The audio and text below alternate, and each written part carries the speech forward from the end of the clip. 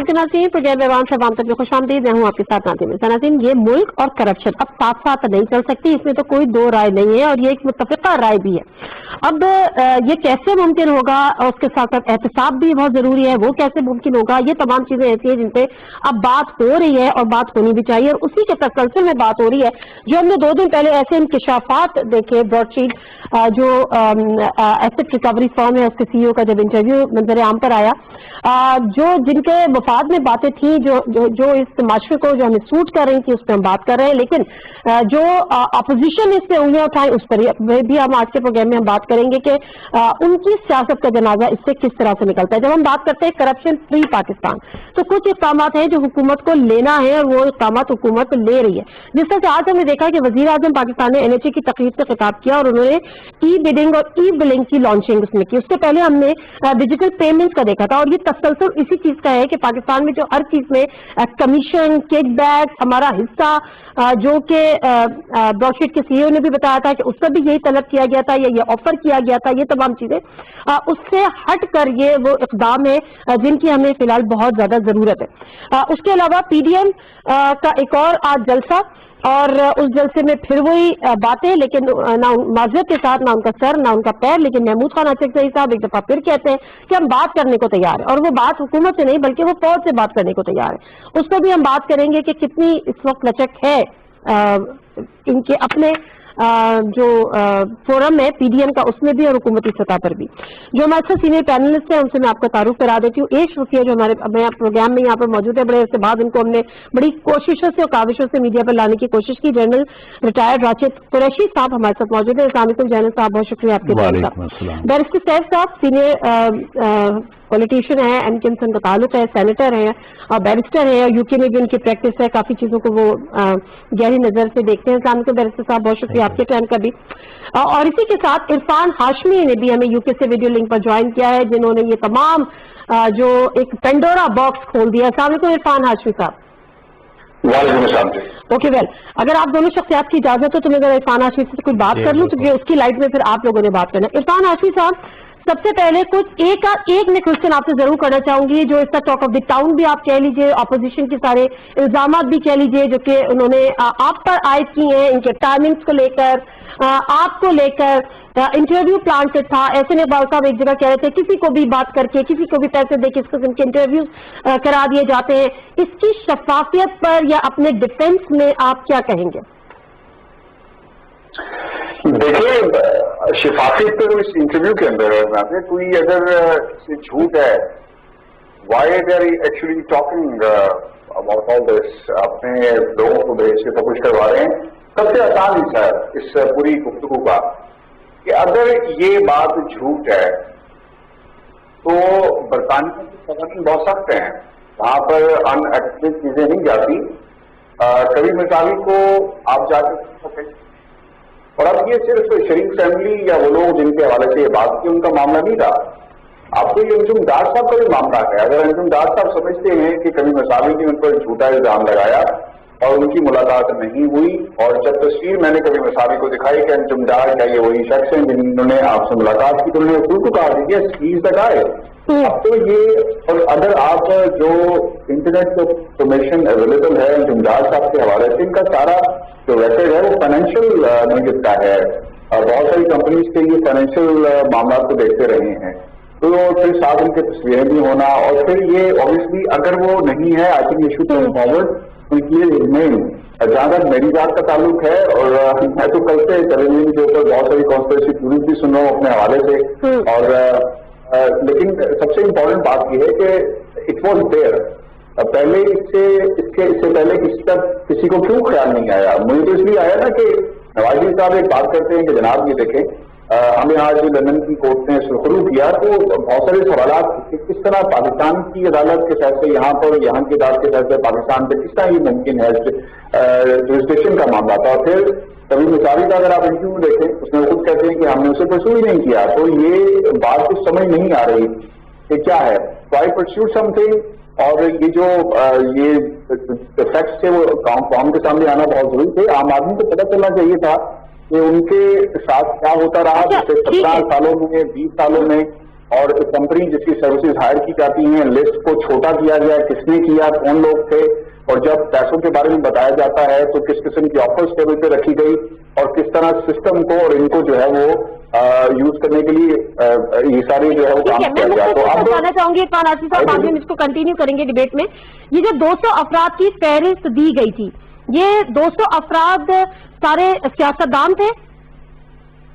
देखिए, कभी मसावी से मुसलसल आते में, और पहला नाम जो उन्होंने दिया वो शेरपाव साहब का दिया, और फिर उसके बाद उन्होंने कहा कि मलिया लोधी के भाई का नाम कल रात उन्होंने एक वीडियो में मेरे साथ शेयर किया। और अब दूसरी बात ये है कि ये politicians, most of them were politicians belonging to the Pakistan peoples party, belonging to Muslim league दवाज, और फिर इसी तरह वो शख्सियात जो बिजनेस मैन भी थी, और इसके अलावा दूसरी जो बिजनेस से रिलेटेड शख्सियात हैं उनके नाम भी इस लिस्ट में शामिल हैं।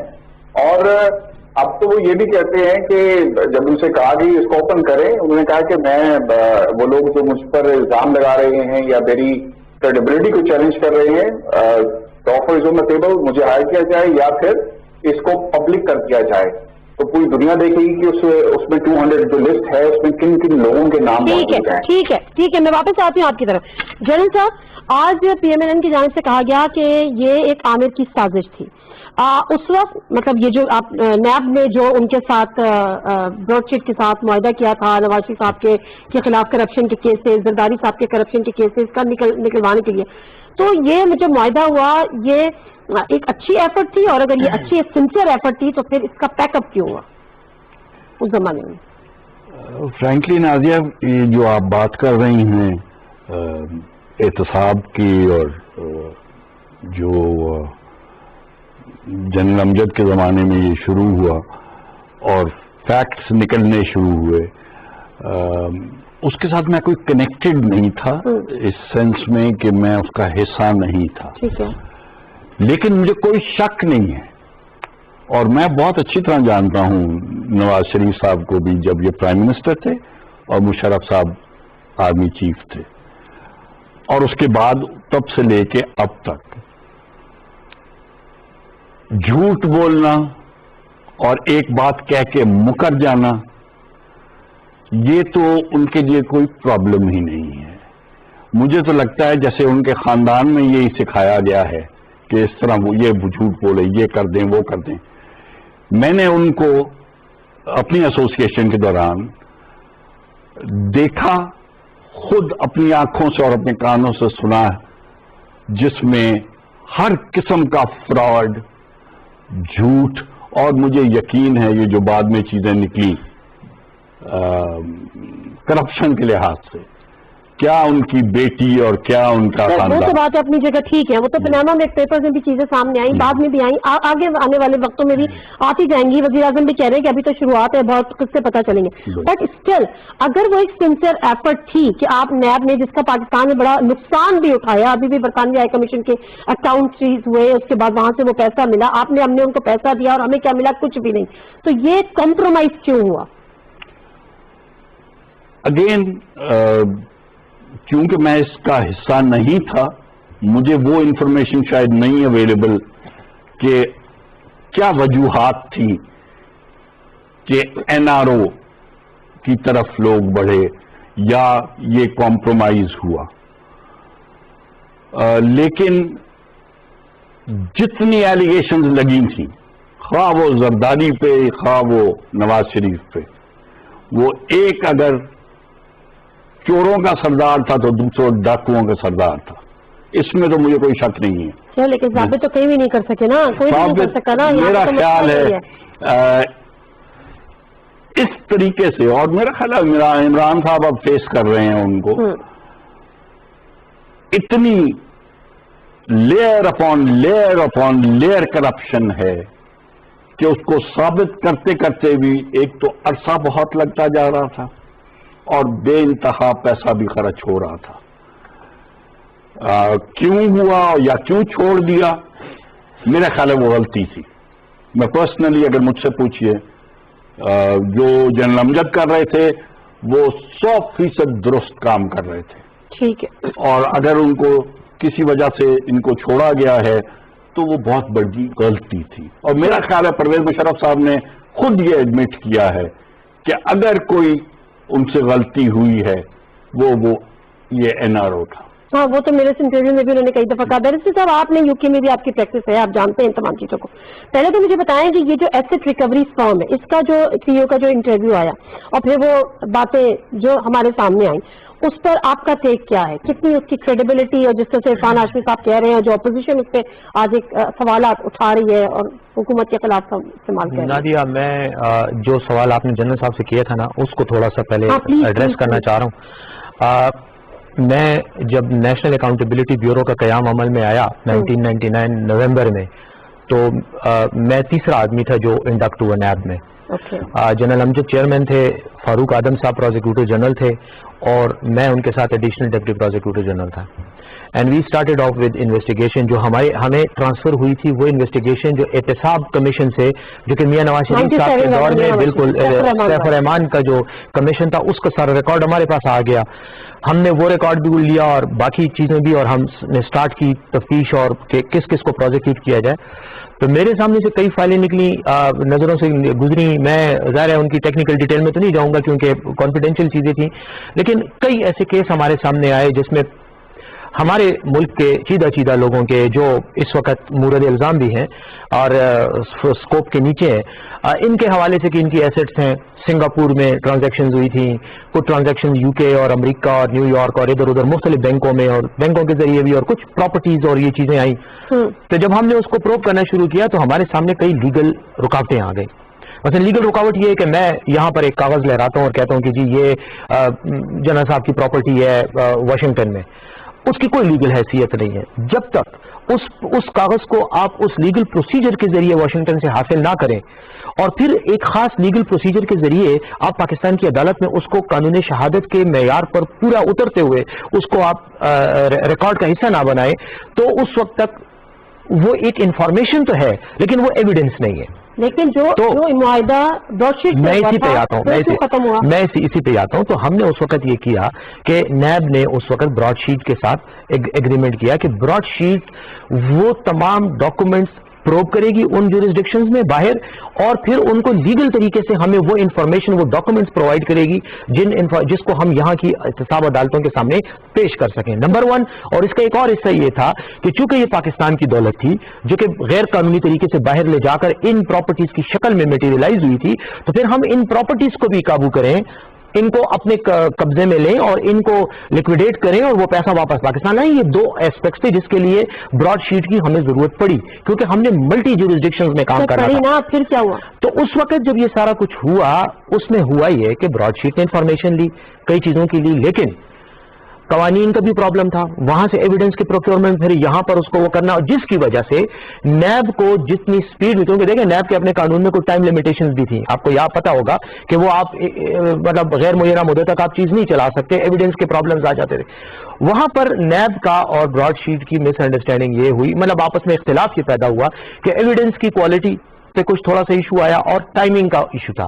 ब्रॉडशीट के अपने प्रॉब्लम्स रहे होंगे, बाहर वो शायद टाइम पे वो नहीं डिलीवर कर सके, तो वो जो इख्तिलाफ था या वो जो एक मिसअंडरस्टैंडिंग थी या जो डिफरेंसेस थे, वो मेरे ख्याल में क्वालिटेटिव नहीं थे, वो एडमिनिस्ट्रेटिव प्रॉब्लम्स होती थी। आपको मैंने हायर किया, आपने एक खास टाइम में काम करना था, आप नहीं कर सके, ठीक है, उस वजह से वो मायदा कैंसिल हो गया। एक सेकंड, इरफान हाशमी साहब, जो मैंने आपका इंटरव्यू देखा जिसमें आपने कुछ कहा कि चेयर हाउस आपका भी नाम आया और फिर एक और भी किसी का नाम आया, तो उनके जो बैंक अकाउंट्स थे उनकी डिटेल्स आ गई, पैसे वहां पे जमा हुए थे, वो चाहे वो मनी लॉन्ड्रिंग थी, ब्लैक मनी थी, उसकी डिटेल्स नैब के साथ शेयर की गई। जो आपने जिस तरह से इंटरव्यू किया और वो जो मसूरी साहब कह रहे थे, कॉम्प्रोमाइज कहां से हुआ था? हुकूमत पाकिस्तान की जानिब से, नैब के इदारे की जानिब से, उन्होंने ही सारी चीजें क्लोज करा दी कि बस रहने दें, हमें जरूरत नहीं।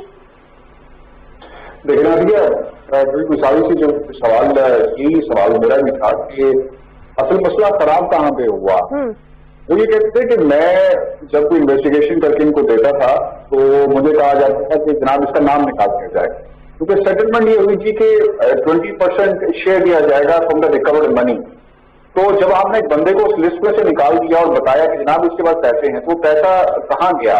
उसको वापस कर दिया गया, जो एसेट से फ्रोजन किए गए, अगर ऐसा सब कुछ हुआ जैसे हम मुसावी साहब बता रहे हैं, اور پھر دوسری جو امپورٹنٹ چیز ہے وہ ریلائی کرتے ہیں اس ججمنٹ کے اوپر جو اینتھنی ایونس کی ججمنٹ ہے جس میں واضح طور پر لکھا ہوا ہے کہ broadsheet work efficiently and too efficiently. That's what they have found it. وہ یہ انہوں نے اپنے انٹرویو میں ہی کہا ہے. It means کہ وہ یہاں پر عدالت کو سیٹسفائی کرنے میں کامیاب ہوئے کہ ہمیں جو کہا گیا تھا ہم نے کر کے دکھایا, ڈیلیور کیا.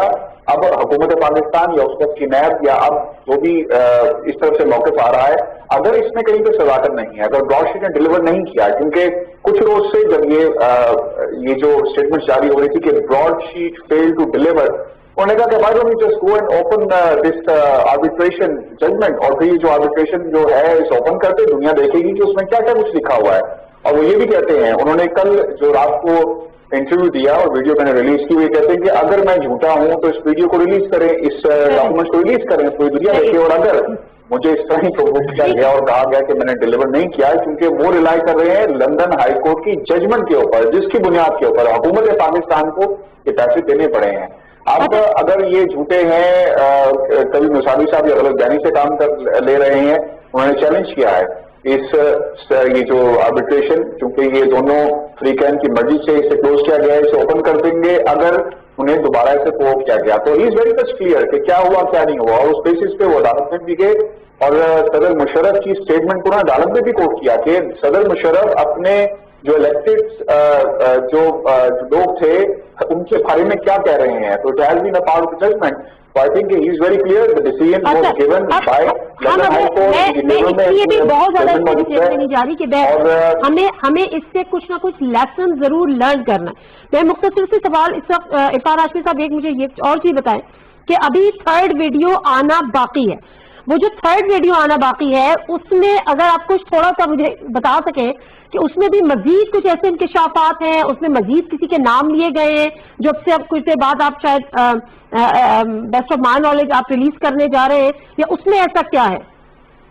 دیکھیں اس میں میڈیا کے کچھ سیکشنز نے شہزاد اکبر صاحب کے حوالے سے انفارمیشن کو ٹوسٹ کیا ہے کہ وہ وہاں پر ڈیلنگ کرتے رہے. نیشنل کرائم ایجنسی کا ایک ڈیلیگیشن اور پھر اس کا حوالہ دیا گیا ہے, میں زیادہ ڈیٹیلز میں نہیں جاؤں گا. اس کا ذکر موجود ہے کیونکہ ٹائمنگ ایسی تھی, 55 منٹس کا انٹرویو تھا. ہماری کوشش یہ تھی کہ اسے 2 حصوں میں تقسیم کر کے ہم ریلیز کریں, لیکن چونکہ ہم چاہتے تھے کہ لوگوں تک پیغام یا میسج پہنچ سکے, نیوز پہنچ سکے, تو اس کا اردو ترجمہ بھی ہونا چاہیے.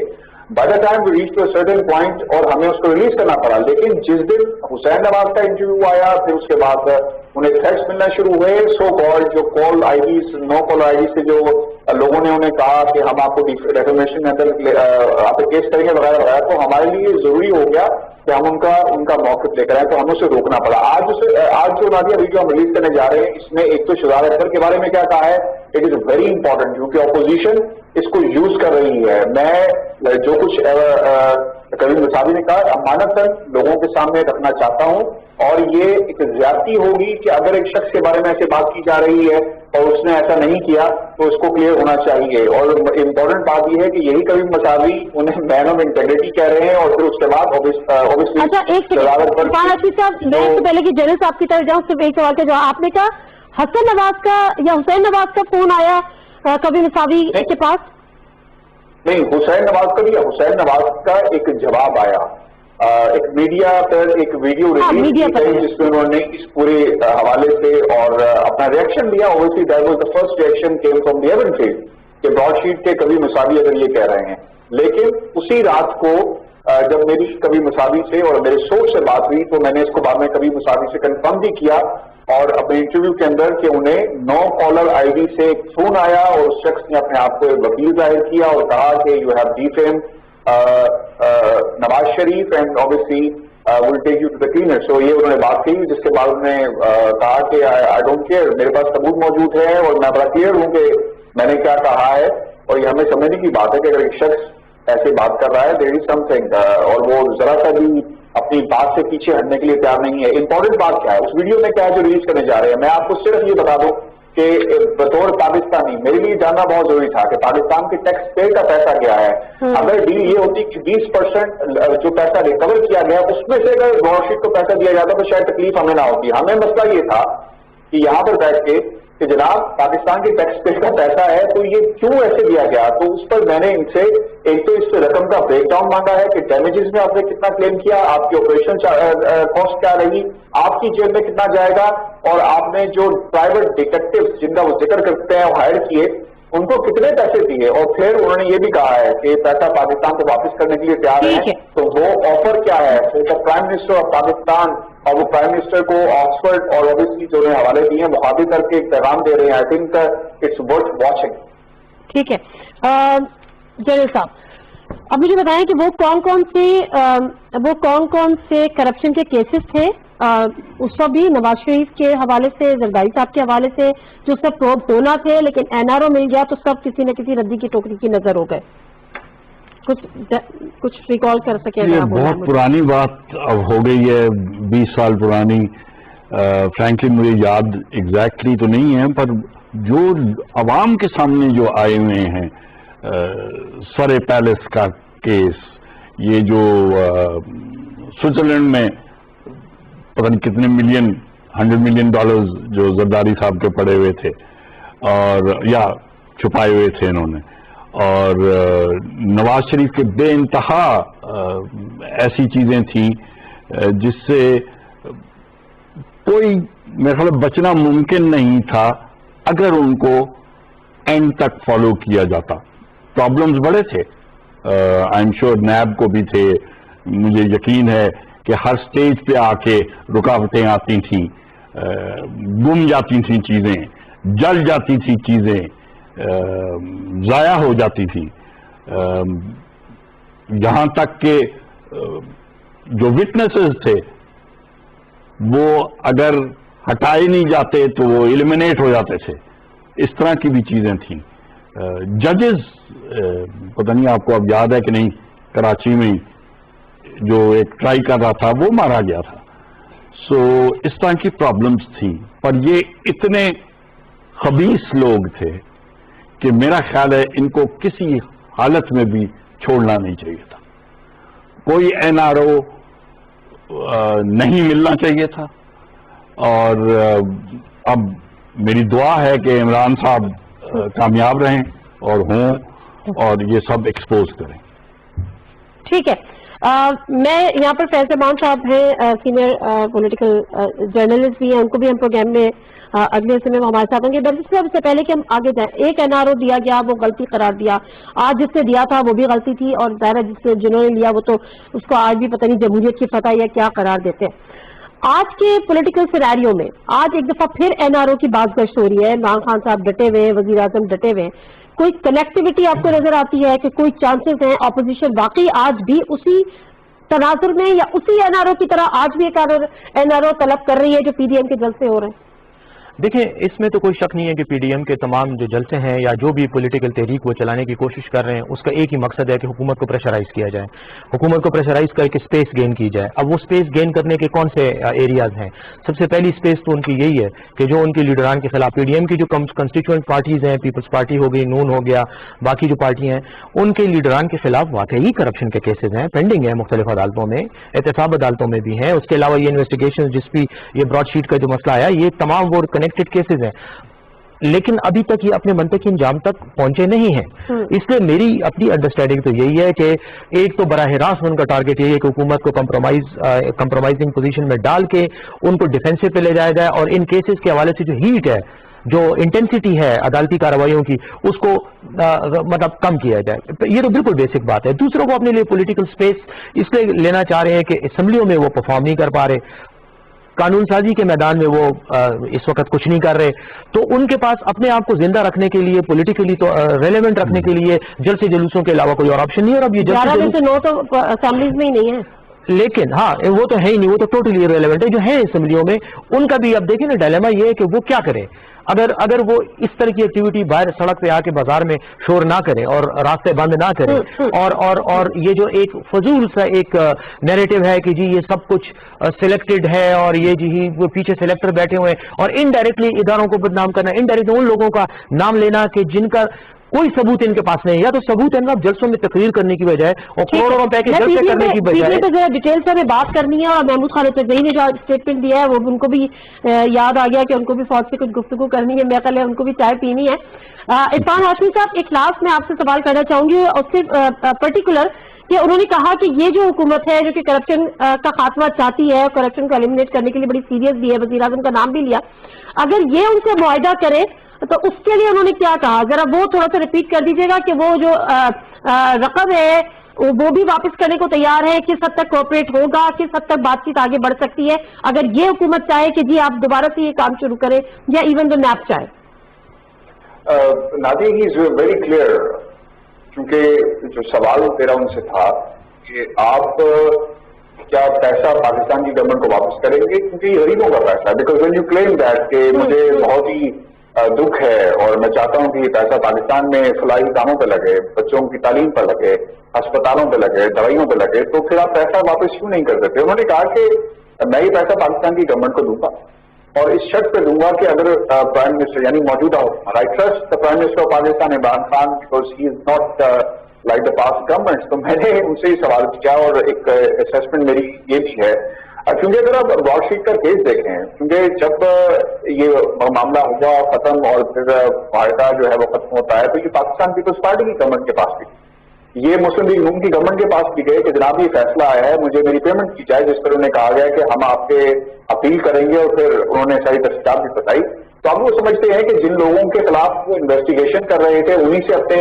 जो है वो पैसे उनका तकाजा कर रहे थे, तो किस तरह उन्हें पैसा दिया जाता। लेकिन अब चूंकि prime minister Pakistan Tehreek Insaf obviously first time government में आई, तो वो समझते हैं, जो मेरी उनसे बात हुई, कि this government is in a very good position कि ये डिलीवर भी कर सके, और उन्हें खास जो गवर्नमेंट थी चूंकि इन्वेस्टिगेशन 200 लिस्ट जो है पास की गवर्नमेंट से इन लोगों का ताल्लुक है, तो इनके लिए आसानी होगी काम करने की भी, और इनके कोई प्रेशर नहीं होगा कि कोई उन्हें ये फोन करके नहीं कहेगा कि आज इसका नाम निकाल दो, कल उसका नाम निकाल दो, क्योंकि जो लोग गवर्नमेंट में आते जा रहे थे उनके नाम आहिस्ता आहिस्ता निकलते जा रहे थे। यानी मजीद कोई एनआरओ नहीं होगा, इसकी गारंटी देनी पड़ेगी। इन शॉर्ट, सॉरी, मजीद कोई एनआरओ नहीं होगा, इसकी गारंटी देनी पड़ेगी।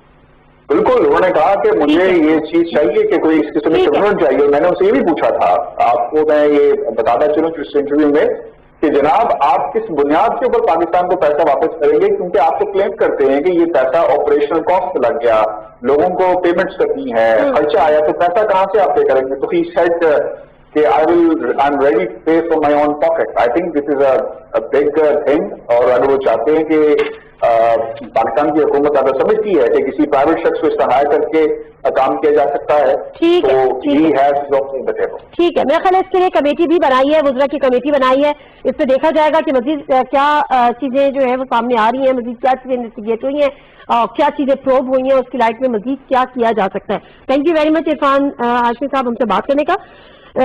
मसला यहाँ पर यह है कि जो हमारे पॉलिटिशियंस हैं, जलील शेख पूरी साहब है हमारे साथ लाइन पर, इन्होंने भी ये कहा, जो कि पीएमएलएन के अपने लोग बड़े सीनियर रहनुमा, सियासी रहनुमा, वो उनके साथ होते थे, आज वो कहते हैं कि नवाज शरीफ मुल्क से लूटी हुई दौलत जो मुल्क से बाहर लेकर गए वो वापस लेकर आए। क्या इनको यकीन है? अस्सलाम वालेकुम जलील शेख पूरी साहब।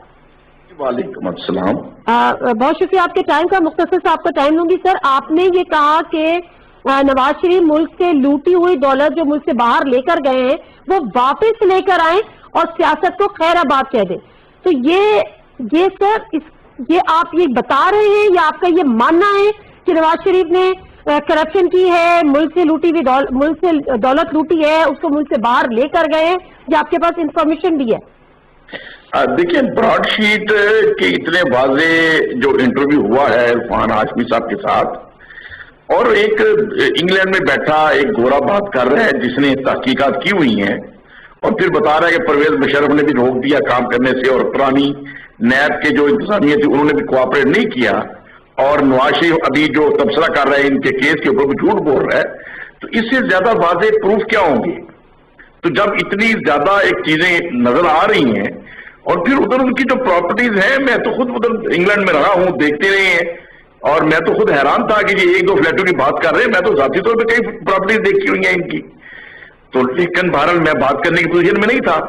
अभी ब्रॉडशीट के ने जो वाज़ेह चीजें की हैं تو یقیناً اس سے چیزیں سمجھ آ رہی ہیں کہ میاں صاحب اب سیاست کرنے کی پوزیشن میں نہیں ہیں، اور برائے مہربانی وہ اپنے اللہ تعالیٰ سے معافی مانگے، اپنے قبر کا خیال کریں اور پاکستانی قوم پہ رحم کھائیں. جو ہندوستان اور یہودی لابی پاکستان کے پیچھے لگی ہوئی ہے، ادھر مولانا فضل الرحمان کو ہمارے پیچھے ڈالا ہوا ہے، تو یہ ایک افراتفری کا جو ماحول پیدا کرنے کی طرف جا رہی ہیں بیرونی قوتیں. میاں نواز شریف صاحب کو پاکستان کے اوپر رحم کرنا چاہیے. انہوں نے بڑا اچھا کام کیا پہلے پاکستان کے لیے، بڑی خدمات سر انجام دی ہیں، لیکن ابھی وہ اس پوزیشن میں نہیں رہے کہ پاکستان کے لیے کچھ کر سکیں. ابھی ان کے لیے یہی بہتر ہے کہ وہ سیاست سے کنارہ کر لیں. جو ان کے پاس کوئی اچھے مشورے ہیں وہ گورنمنٹ کو مشورے دیں، مسلم لیگ کو مشورے دیں. مسلم لیگ کے اندر اچھے اچھے لوگ موجود ہیں، ان کو کام کرنے دیں. لیکن اپنا جو حساب کتاب ہے اگر وہ سمجھتے ہیں سچے ہیں تو عدالتوں میں آگے فیس کریں، عزت وقار کے ساتھ اپنے بچوں کا بھی فیوچر ٹھیک کریں، اپنا فیوچر بھی ٹھیک کریں. تھینک یو ویری مچ جلیل شیخ پور صاحب ہم سے گفتگو کے لیے ٹائم نکالنے کا. جلیل صاحب اب ایسا یہ ہے کہ یہاں پر یہ ہے کہ ایک طرح یہ پی ڈی ایم کے جلسے ہو رہے ہیں، دوسری طرف جس طرح سے ابھی بیرسٹر صاحب نے بھی کہا کہ آپ اپنے اداروں پہ حملے کر رہے ہیں، یعنی ان کی زبانی حملے کر رہے ہیں، ان کی اس قسم کی جو اٹیکس ہیں. کیا اس کا اسٹیٹس ہے؟ کیا آگے جا کے اس کا نقصان ہوگا اور ان کو کنٹرول کس طرح سے کیا جا سکتا ہے ڈیمیجز کو؟ بات چیت کی جائے. میرا خیال ہے کہ جو یہ باتیں کر چکے ہیں وہ اتنا زیادہ بات کر چکے ہیں اپنے اداروں کے خلاف، جو کسی ملک میں بھی دنیا میں اگر یہ بات کی ہوتی تو ان کو لیگل کانسیکوینسز فیس کرنے پڑتے، اور میرا نہیں خیال یہ بچتے. سو میں پہلی بات تو بہت امپریس ہوں پاکستان کی ٹالرنس سے کہ بہت کچھ برداشت کیا. کوئی ملک دنیا میں اور یہ نہ کرتا جو ان کے ساتھ ایک قسم کی نرم طریقے سے ڈیل کیا جا رہا ہے. اور میں سمجھتا ہوں تھوڑی سختی ہونی چاہیے. میرے جیسے بہت نارمل سٹیزنز پاکستان کے ہیں جو سمجھتے ہیں کہ پاکستان کا نقصان یا پاکستان کی سیکیورٹی ایجنسیز کا نقصان جس پرابلم میں پاکستان اس وقت پھنسا ہوا ہے ایک قسم کا پاکستان کو تباہ کرنے کے برابر ہے جو یہ کر رہے ہیں. ٹھیک ہے ٹھیک ہے، اس کو ہم آگے کنٹینیو کرتے ہیں. السلام علیکم فیض صاحب. وعلیکم السلام، کیسی ہیں؟ بالکل اللہ کا شکر. آئی ایم سوری ہم آپ کو تھوڑا سا لیٹ پاسبل ہوا. فیضمان صاحب مجھے ایک بات بتائیں، ہم جو اس پر جو باتیں ہو رہی ہیں جو پاکستان میں جگہ آئی، ہم اپنی اداروں کو نشانہ بنا رہے ہیں. ہم نے ابھی براڈ شیٹ کے سی او کا جو عرفان ہاشمی صاحب وہ بھی ہمارے ساتھ یہاں پہ موجود ہے. ہمارے سیاستدانوں کی جگہ آئی، پھر سیاستدان جس طرح سے اداروں پہ حملے کر رہے ہیں وہ ایک الگ جگہ آئی. ملک سے باہر بیٹھے ہوئے پاکستانی اس تمام سرکس کو کس طرح سے دیکھ رہے ہیں؟ دیکھیے، ظاہر ہے باہر بیٹھے ہوئے لوگ اور خصوصاً مجھ جیسے لوگ جو کہ بڑی آبزرو کرتے ہیں سچویشن کو، بہت انٹرسٹڈ ہیں پاکستان میں اور پاکستان کے حالت میں بہتری چاہتے ہیں. ہمارے لیے ظاہر ہے بہت ہی افسوس کا مقام ہے، اور اس میں کوئی شک نہیں. آپ کے جتنے بھی اینالسٹ نے بات کی ہے کہ ہم اس میں کوئی شک نہیں ہے کہ سیاستدانوں نے جو باتیں کی ہیں وہ ناقابل برداشت ہیں، ناقابل یقین ہے، اور وہ ان کو نہیں کرنا چاہیے. سسٹم ہمارا ایسا ہونا چاہیے کہ وہ اس نہج پر نہ پہنچے.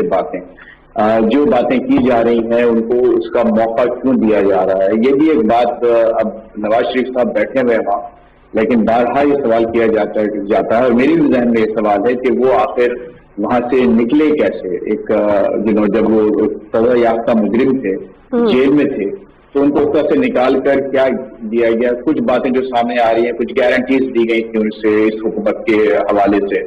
تو اگر یہ ساری باتیں، دیکھیے اصل بات یہ ہوتی ہے نادیہ کہ جب تک آپ اپنے جو ایک نیشنل ڈسکورس میں ٹرانسپیرنسی نہیں لے کے آئیں گے، شفافیت نہیں لے کے آئیں گے، معاملات کو اپنی پبلک کے لیے زیادہ ویزیبل نہیں بنائیں گے، تو یہ ساری جو شکوک و شبہات اور یہ ساری باتیں ہوتی ہیں. اس کا واحد طریقہ یہ ہے کہ جو بھی کام کیا جائے نیشنل لیول پر، مجھے کوئی آر نہیں ہے یہ بات سمجھنے میں اور قبول کرنے میں کہ نواز شریف صاحب کو اگر بھیجا گیا تو اس میں کوئی نیشنل انٹرسٹ تھا. لیکن اس نیشنل انٹرسٹ کو اگر عوام سے ایک باقاعدہ شیئر کیا جاتا اور ایک اوپنلی بات کی جاتی ٹرانسپیرنسی کے ساتھ، تو میں سمجھتا ہوں کہ آج یہ جو آپ خلفشار دیکھ رہے ہیں، یہ جو انتشار دیکھ رہے ہیں قومی سطح پر، وہ نہیں ہوتا. اور یہی ایک میرا مشورہ ہے ہمارے تمام اسٹیک ہولڈرز کو کہ جو بھی بات کریں. اب امریکہ کی آپ کو مثال آپ کو دیتا ہوں. دیکھیے یہاں پر ٹھیک ہے بہت خرابیاں ہیں، سب کچھ ہے، اس میں کوئی شک نہیں ہے کہ ایسا تاریخی واقعہ کبھی آج تک نہیں ہوا کہ باقاعدہ حملہ ہو گیا کیپٹل ہل پر. لیکن آپ یہ بھی دیکھیے کہ سسٹم فوراً حرکت میں آیا، اور اب یعنی ایسا سوچ بھی نہیں سکتا تھا کوئی کہ تاریخ میں کئی دفعہ سٹنگ پریزیڈنٹ اس کو دوسری دفعہ 13 مہینوں کے اندر دوسری بار دونوں پارٹیز کی طرف سے امپیچ کر دیا جا رہا ہے. ابھی 2-4 گھنٹے میں باقاعدہ ہو جائے گا، اور یہ بھی ممکن ہے، ممکن ہے کہ ان کو باقاعدہ ریموو کر دیا جائے. یہ پاسبل ہے 1 ہفتے سے پہلے. تو اس کا مطلب یہ ہوا کہ ایک سسٹم ہے جس میں ٹرانسپیرنسی ہے، جو کچھ بھی بات کی جاتی ہے وہ کھل کر کی جاتی ہے، اور عوام کو اس سسٹم پر یقین ہوتا ہے. ٹھیک ہے، میرا خیال ہے آپ امریکہ کی ایگزامپل دے رہے ہیں، ہمیں وہاں پہنچنے میں بڑا ٹائم لگے گا. امریکہ کی تنزلی ہو رہی ہے اور ہم بہرحال کچھ بہتری کی طرف گامزن ہیں. بیرسٹر صاحب ایک بات مجھے بتائیے، جو انتشار کی اس کا پالیٹکس ہے، جب ہم باہر بیٹھے ہوئے، جس طرح سے فیض رحمان صاحب نے بھی کہا کہ بڑی امبیرسمنٹ ہوتی ہے نا بینگ اے پاکستانی. انہوں نے تو کہا کہ میں نارمل انسان، لیکن میں بعد میں شاید اگر مجھے ٹائم ملا میں ان سے پوچھوں گی کہ بحیثیت ریٹائرڈ فوجی جب آپ کے ادارے پہ یہ حملے ہو، جس قسم کی گفتگو ہو، جس قسم کے نعرے بازی ہو کسی بھی ایسی جگہ پر، تو وہ پھر آپ کی فیلنگس کیا کتنی ہرٹ ہوتی ہیں. بٹ اسٹل پارلیمنٹ ایک ایسا فورم ہے جس کو آپ نے ایکٹیو کرنا ہے، جس کو آپ نے فنکشن کرنا ہے، اور حکومت میں بھی کرنا ہے، اپوزیشن کا بھی رول ہے، لیکن حکومت ہے تو ذمہ داریاں زیادہ ہیں. کیا وہ ذمہ داری ہے جو حکومت کو اس وقت نبھانا چاہیے، چاہے وہ پی ڈی ایم سے کسی نہ کسی کے رابطوں کی شکل میں ہو، پارلیمنٹ کو فنکشن کرنے کے لیے، فنکشن سے مراد مور ایکٹیو یا مور وائبل بنانے کے لیے؟ دیکھیں پارلیمنٹ کی جہاں تک کہ ایکٹیو ہونے کا اور متحرک ہونے کا تعلق ہے، ابھی دیکھیں پارلیمنٹ کا ہمارا سینٹ کا اجلاس ہو رہا ہے. سینٹ کا اجلاس ریکویزیشن کیا ہے اپوزیشن نے. اپوزیشن کا آپ آ کر کسی دن سینٹ کی پروسیڈنگز دیکھ لیں، آپ یقین کریں کہ 4 گھنٹے اجلاس ہوتا ہے. کھڑے ہو کر جو ایجنڈا اپوزیشن نے خود دیا، یہ کل میں نے تقریر کی ہے، میری تقریر کا اگر آپ کو کلپ نکال کے دکھا سکتی ہیں تو وہ بھی میں آپ کو، یہی میرا پوائنٹ تھا کہ یار اجلاس آپ نے بلایا، ایجنڈا آپ نے پارلیمنٹ کو دیا. ایجنڈا کیا ہے کہ جی بلوچستان میں 4 جزیرے جو ہے وہ کیوں حکومت نے، فیڈرل گورنمنٹ نے لے لی، یہ اس میں ایک ایجنڈا آئٹم ہے.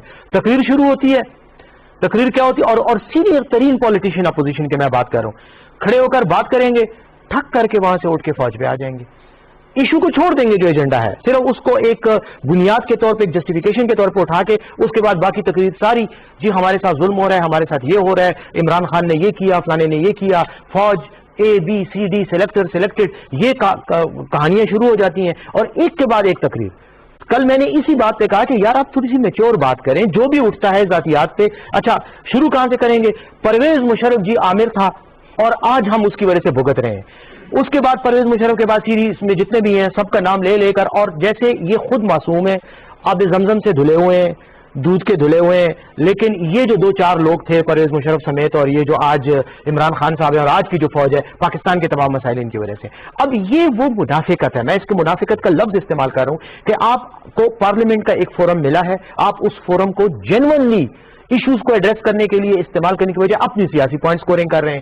یہ جو آپ نے راشد صاحب قریشی صاحب سے بات پوچھی کہ یہ کیوں ہو رہا ہے اور فوج کیا سوچتی ہے، میں ایک بات کرنا چاہ رہا ہوں. دیکھیں ہماری کیا ذمہ داری بنتی ہے، یہ میری بھی بنتی ہے، آپ کی بھی بنتی ہے، وزیر اعظم صاحب کی بھی بنتی ہے، اور میرے خیال میں ہماری عدالتوں کی بھی بنتی ہے. آرٹیکل 19 آئین کا بڑا کلیئرلی کہتا ہے کہ 3 چیزوں کے خلاف آپ بات نہیں کریں گے. آپ کا جو اظہار رائے کا حق ہے، فریڈم آف ایکسپریشن، وہ وہاں پہ رک جاتا ہے. ایک اسلام کی گلوری کے خلاف، ایک فوج کے خلاف، اور ایک عدلیہ کے خلاف. مجھے آپ بتائیں کہ فوج کے خلاف جتنی بات، دیکھیں عدلیہ کا تو یہ ہے کہ عدلیہ کے خلاف آپ بات کریں نا تو وہ سو موٹو نوٹس لے لیتی ہیں. دانیال عزیز کے ساتھ کیا ہوا، اور نہال ہاشمی کے ساتھ کیا ہوا، سزائیں ہوئی نا. کوئی جرات کر سکتے عدلیہ کے خلاف غیر ضروری بغیر ثبوت کے بات کے، لیکن فوج کے خلاف ہر کوئی کھڑا ہو جاتا ہے. اب فوج کو کون ڈیفینڈ کرے؟ فوج خود کیا آرمی چیف خود ان کا سو موٹو نوٹس نہیں لے سکتا، اس کے پاس اختیار نہیں ہے. یہ اختیار ہماری عدالتوں کا ہے یا ہمارے ان لوگوں کا ہے جو محکمے ہیں، مثلا پیمرا ہے یا باقی لوگ ہیں، کہ ایک تو یہ میڈیا پر اینٹی آرمی سٹیٹمنٹس کو، چاہے وہ اینٹی آرمی اسلام کے خلاف ہو یا عدلیہ کے خلاف ہو، ان کو بین کریں، نمبر 1. نمبر 2 یہ کہ جس شخص نے بات کر دی اس کو بلائیں، اس کا احتساب کریں، تم نے کس بنیاد پر یہ بات کی. اگر آپ کو، میں دیکھیں ایک عام آدمی کے خلاف میں یہاں بیٹھتا ہوں اور بات کرتا ہوں کہ جی وہ فلاں جو دکاندار ہے وہ 2 نمبر چیزیں بیچ رہا ہے، اس کو بالکل حق مل جاتا ہے کہ وہ مجھے عدالت میں کل کھینچ کے لے جائے اور کہے کہ بتاؤ ثبوت دو، میں نے کون سی 2 نمبر چیز بیچی. لیکن یہاں ہم اتنے بڑے بڑے لوگوں کے خلاف اور اداروں کے خلاف بات کرتے ہیں، کوئی پوچھنے والی نہیں ہے. ادارہ اپنے آپ کو تو آ کے نہیں ڈیفینڈ کرے گا نا. جاؤں گی، لیکن فیضان صاحب مجھے یہ بتایا کہ جس انتشار کا آپ نے بھی ذکر کیا، اس انتشار کا کی جو روح ہے یا وہ جو اس کا تمام سینیریو ہے، ڈائریکٹر صاحب نے اس کا ذکر کیا. اب یہاں پر کتنا یہ ضروری ہے کہ جو اپوزیشن اس وقت اکٹھی ہے، جو کہ وزیر اعظم صاحب نے پہلے بھی کہا تھا کہ جب ان کے کرپشن کے کیسز سامنے آئیں گے، احتساب ہوگا تو سب اکٹھے ہو جائیں گے، آپ کے پاس اس انتشار کو ختم کرنے کی کیا تجویز ہے؟ دیکھیے نادیہ، میں سمجھتا ہوں کہ اس وقت جو ہمارے پاس سب سے بڑا مسئلہ ہے وہ ہے ٹرسٹ ڈیفیسٹ. بیچر صاحب نے جو باتیں کی میں ان سے اتفاق کرتا ہوں. شاید وہ سخت الفاظ میں استعمال نہ کروں جو بیرسٹر صاحب نے کیا، ظاہر ہے، لیکن وہ چونکہ سچویشن پہ موجود ہے وہاں پر، ان کے جذبات زیادہ بھڑکے ہوئے ہیں، وہ سمجھتے ہیں یہ کیا ہو رہا ہے. لیکن اس وقت جو ہے آپ کا ٹرسٹ ڈیفیسٹ ہے اور وہ ہر طرف ہے بلا استثنا. آپ اس ٹرسٹ ڈیفیسٹ کو صرف اسی وقت پورا کر سکتے ہیں جیسے میں نے اس سے پہلے عرض کیا کہ آپ اپنے معاملات میں ٹرانسپیرنسی لے کے آئیں. اب دیکھیے مثال کے طور پہ میں آپ کو چھوٹی سی مثال دوں. اب اپوزیشن کی بات آپ کرتے ہیں، اپوزیشن تحریک چلا رہی ہے، 11 جماعتیں، پھر بعد میں 10 جماعتیں اکٹھی ہوئی، سب کچھ ہوا، لیکن اس کے بعد خود اپوزیشن کے اندر سے ٹرانسپیرنسی کا یہ حال تھا کہ ان کے اپنی جو اہم لیڈران ہے انہوں نے ملاقاتیں شروع کر دی ادھر، اس کو لیک کروایا گیا، وہ بتایا گیا، تو خود آپس میں ان کے پاس ٹرانسپیرنسی نہیں تھی. اچھا، پھر ایک نیا شوشہ چھوڑا گیا ابھی جو 2-4 روز پہلے کہ اب پہلے تو ملاقاتیں آپ کے اپنے اسٹیبلشمنٹ سے ہوئی تھی لیڈران کی اپوزیشن کی، اب آپ امریکہ کی طرف رجوع کر رہے ہیں کہ ابھی بائیڈن صاحب آئے نہیں اور آپ کہہ رہے ہیں کہ آپ کے لیڈران کو وہاں سے انوائٹ کیا گیا ہے اور اس کی کوئی تفصیلات بھی نہیں دی جاتی، بتایا بھی نہیں جاتا کہ آخر وجہ کیا ہے. کہ بھئی ایک پہلی بات تو یہ کہ بائیڈن صاحب کے پاس اتنا وقت ہے ہی نہیں اور ابھی اس آنے والے ایڈمنسٹریشن کی پرائرٹیز ہیں ہی نہیں کہ وہ اتنی اہم ایک انوائٹ ان کو بھیجیں. اور ہمارے ناظرین کو، آپ کے ناظرین کو یہ سمجھنا چاہیے کہ انوائٹس میں یعنی انویٹیشنز میں اور ٹکٹس میں فرق ہوتا ہے. میرا خیال یہ ہے، اس سے کمپلیکیٹڈ ایشو، لیکن میرا اپنا خیال یہ ہے کہ یہ ٹکٹس ان کو دیے گئے ہیں جو کہ ہے کہ ممبر آف کانگریس کو، سینیٹرز کو ان کے کوٹے کے تحت فری میں دیے جاتے ہیں، اور اگر آپ ان کے اچھے ڈونر ہیں ان کانگریس مین کے تو وہ آپ کے، مجھے بھی آ چکی ہیں بائی دی وے اس قسم کی انوائٹس، اس قسم کے ٹکٹس. تو یہ میرا کہنے کا مطلب یہ ہے کہ ٹرانسپیرنسی، کیا بلاول صاحب نے، زرداری صاحب نے اس معاملے کو اپنے ہی ساتھیوں کے ساتھ، پی ڈی ایم کے ساتھ ڈسکس کیا بیٹھ کے کہ ہاں میں واشنگٹن جا رہا ہوں اور یہ میرا ایجنڈا ہوگا، مجھے اس لیے بلایا گیا ہے؟ اگر بلایا گیا ہے تو اگین ہمارا ادارہ اس کے بغیر پاکستان کی سلامتی کی کا تصور بھی نہیں کیا جا سکتا، اس میں کوئی شک نہیں ہے.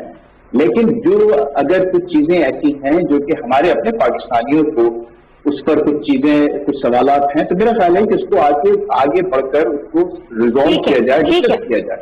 اور آپ کے جو اس وقت جو ICR کے DG ہیں، میں سمجھتا ہوں کہ وہ اس سلسلے میں ایک اچھا اہم کردار ادا کر رہے ہیں.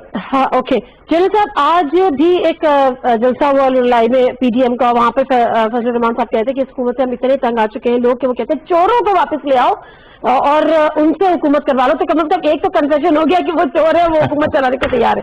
اس میں اگر کوئی کامنٹ کرنے چاہے تو ضرور کر دیجیے گا. انتشار کی سیاست کو کیسے ختم کریں؟ 1 لائنر ضرور دیجیے گا کہ بینگ اے ریٹائرڈ فوجی کیسا محسوس ہوتا ہے جب آپ کے ادارے پہ اور آپ پر انگلیاں اٹھائی جاتی ہیں؟ نادیہ، میں سیاچن میں بھی اور بارڈر پہ بھی جہاں روز گولیاں چلتی تھیں اور روز شہید ہوتے تھے، اور وہ سپاہی جو 3 مہینے وہاں جہاں رہتے ہیں، ان کے ہاتھ اور پاؤں فراسٹ بائٹ سے جم جاتے تھے اور ایمپوٹیٹ کرنا پڑتا تھا، کاٹنے پڑتے تھے، ان کو میں نے روز دیکھا ہوا ہے.